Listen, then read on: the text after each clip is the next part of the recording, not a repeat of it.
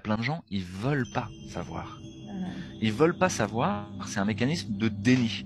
C'est un mécanisme de déni parce que si tu veux savoir et que tu grattes, tu te rends compte qu'en fait, nos institutions sont corrompues. Le marché du médicament est corrompu. La création du savoir, la fabrique du savoir et les études scientifiques sont corrompues. Que et là tu te dis mais en fait tout notre système sanitaire, tout notre système scientifique, tout notre système universitaire, en fait est l'objet d'une corruption systémique qui est Ouais. majeure. Et par corruption systémique, j'entends les structures elles-mêmes sont faites pour que ce soit dirigé par des entreprises mafieuses. Ça ne veut pas dire que les gens individuellement sont tous méchants, au contraire, la plupart cherchent à bien faire. Mais et y compris à l'intérieur des institutions, hein, à l'intérieur de la NSM, de la Direction générale de la santé, etc. Moi, je parle pas des gens. Les gens individuellement, il y en a que quelques-uns qui sont des salopards corrompus. Mhm. L'immense majorité sont plutôt des gens gentils et bien qui cherchent le bien commun, qui cherchent le. Euh, et donc là, vous avez, t'as un raidissement.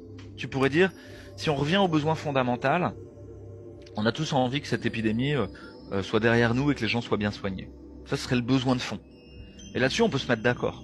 Par contre, la stratégie pour y arriver, c'est là qu'on n'est pas d'accord. Et en Mhm. fait, il y a des gens, ils vont confondre le besoin et la stratégie. Ils vont se dire, ah, mais de toute manière, il y a un lien indéfectible entre on veut que cette épidémie passe et qu'on soit bien soigné et être tous vaccinés. Parce qu'on a créé ce lien de manière hypnotique dans leur cerveau par le mécanisme des médias de masse et de l'ingénierie sociale. C'est-à-dire qu'on a mis en place, dans cette doxa, dans ce récit, dans cette fable, on a mis en place, en plus des éléments de suggestion hypnotique, de manipulation collective, d'utilisation des ressorts de conformisme social, comme dans les expériences de Milgram ou les expériences de H. Et donc, les gens qui sont le plus sensibles à ça, c'est ceux qui ont le plus de diplômes. C'est eux les plus dociles. Pourquoi? Parce que tu as passé 12 ans à faire des études, à faire partie d'une sorte de caste dont Ouais. les bénéfices secondaires et les avantages en nature sont d'avoir une belle prestance sociale, C'est ça.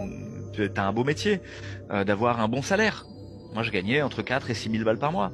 Et encore, j'étais dans le public, d'avoir la reconnaissance de tes pères, de tes proches, de ta famille. Parfois, il y a un gros background familial. Et pour ça, t'en as chié. T'as passé des épreuves initiatiques. T'as dû passer la première année, la sixième année, ensuite être le meilleur, tout le temps le meilleur. T'as fait de gros sacrifices et tout ça.